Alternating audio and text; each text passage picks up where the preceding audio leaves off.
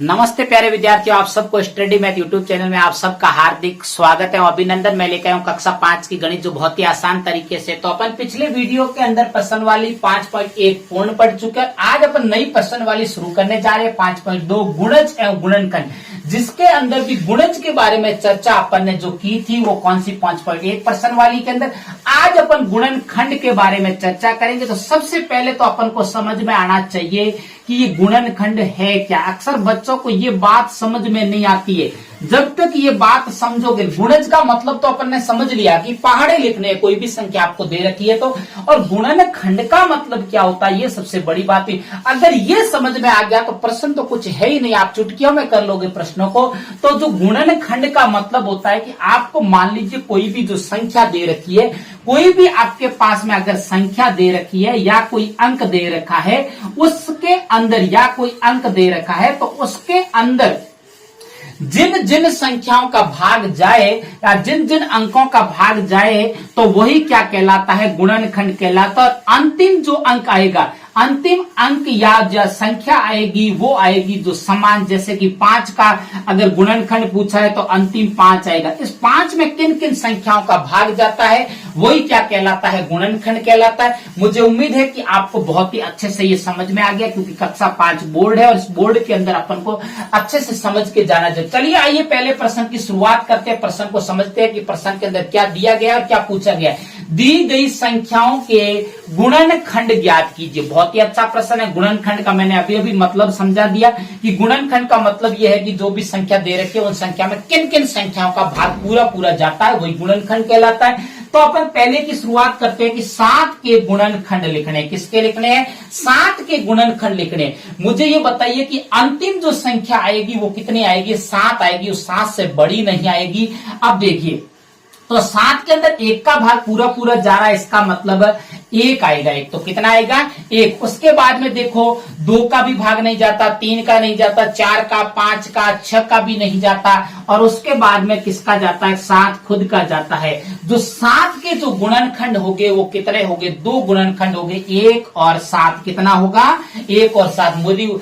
मुझे उम्मीद है कि आपको ये अच्छे से पहला प्रश्न समझ में आया है। चलो पहले की दूसरे की शुरुआत करते हैं कि 9 के गुणनखंड लिखने। बहुत ही आसान तरीके से मैं समझाऊंगा कि सबसे पहले तो देखो अंतिम जो गुणनखंड आएगा वो कितना आएगा? 9 आएगा। तो देखो पहले सबसे छोटा देखो, 1 का भाग देखो 9 के अंदर पूरा पूरा जा रहा है, 1 का जा रहा है। 1 के बाद में देखिए 2 का नहीं जाता, 3 का जाता है। देखो 3 3 9, मतलब कि 3 का इसमें जा रहा है। उसके बाद में देखो 4 का नहीं, 5 का, 6 का नहीं, 7 का, 8 का नहीं, 9 का जाएगा। किसका जाएगा? 9।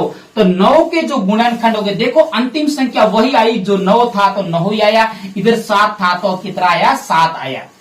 अब देखिए जो 9 के जो गुणनखंड 3 गुणनखंड है, 1 3 और 9। कितने हैं? 1 3 और 9। उसके बाद में देखो 16 का लिखते हैं अपन। 16 का किसका लिखते हैं? 16 का। तो सबसे पहले 16 में 1 का भाग पूरा पूरा जाता है तो अपन लिखेंगे 1। उसके बाद में देखिए 16 में 2 का भाग भी जाता है, 8 दूनी 16 होता है, 2 का भी भाग जाता है। उसके बाद में 3 का, कि 3 का तो नहीं जाएगा। 3 के बाद में 4 का, 4 चौको 16 होता है तो इसलिए 4 का भी भाग जाएगा। 5 का नहीं जाएगा, 6 का भी नहीं जाएगा, 7 का, 8 का, 8 दूनी 16 होता है तो 8 का जाएगा। उसके बाद में 9 का नहीं जाएगा, 10 का भी नहीं जाएगा, 11 12 13 14 फिर 15 16 का ही भाग जाएगा। किसका जाएगा? 16 का भाग जाएगा। तो जो 16 के जो गुणनखंड हो गए वो होगा 1 2 4 8 और 16। कितने हो गए? 1 2 3 4 और 5 गुणनखंड होंगे। कितने होंगे? 5 गुणनखंड। मुझे उम्मीद है कि आपको ये प्रश्न अच्छे से समझ में आ रहा है। अपन को ये सबसे बड़ी बात है कि गुणनखंड का मतलब समझ लो, और जो संख्या आए उस संख्या के अंदर जिन जिन संख्या होगी, बाकी तो प्रयास चाहिए। जो बच्चा प्रयास करेगा तो अपने आप पता चल जाएगा कि इन संख्याओं में किन किन संख्याओं का भाग जाता है।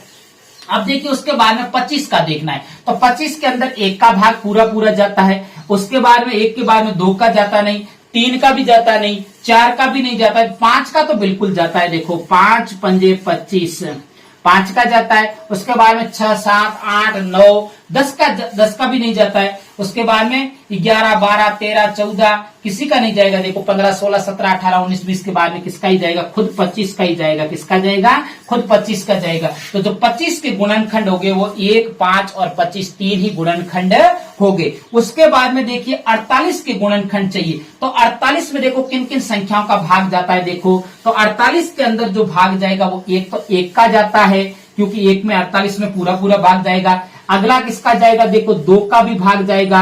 अगला देखो 3 का भी भाग जाएगा, क्योंकि 3 के पहाड़े में भी 48 में देखो 3 का भाग पूरा पूरा जा रहा है। 3 के बाद में 6 का भी जा रहा है, क्योंकि देखो 6 का पूरा पूरा जा रहा है। 6 के बाद में देखो 8 छक्के 48, देखो 8 का भी भाग पूरा पूरा जा रहा है। उसके बाद में देखो 12 का भी भाग देखो पूरा पूरा जा रहा है। देखो 12 एकम 12, 12 दूने 24, 12 तीय 36 और 12 चौके 48 पूरा पूरा जा रहा है। 12 के बाद में देखो 16 तीय 16 का भी देखो पूरा पूरा भाग जा रहा है, देखो 48 के अंदर। और 16 के बाद में देखो 24 का जा रहा है। कितना जा रहा है, 24 दूने कितना होता है 48। देखो 24 का भी भाग, क्योंकि बड़ी संख्याएं भी आपके सामने आएगी, आपको घबराना नहीं है, बस भाग देते रहो, संख्याओं को पहचानते रहो और आगे चलते रहो। उसके बाद में 24 के बाद में खुद 48 का ही जाएगा। उसके बाद में कोई बड़ी संख्या ऐसी नहीं है तो 48 का ही जाएगा। तो इतनी संख्याएं देखो 48 के जो गुणनखंड होंगे वो 1, 2, 3, 6, 8, 12, 16, 24, 48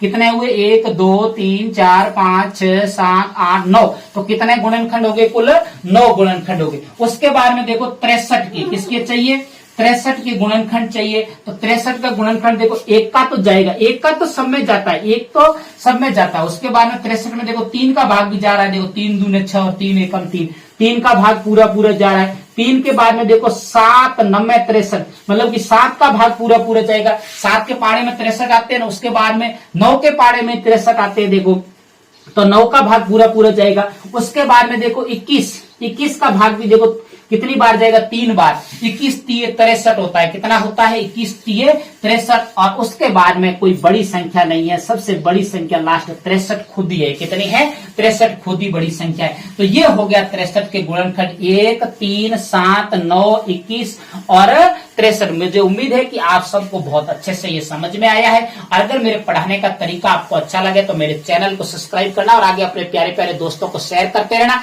तब तक मेरे स्टडी मैथ यूट्यूब चैनल पर बने रहे। नमस्ते।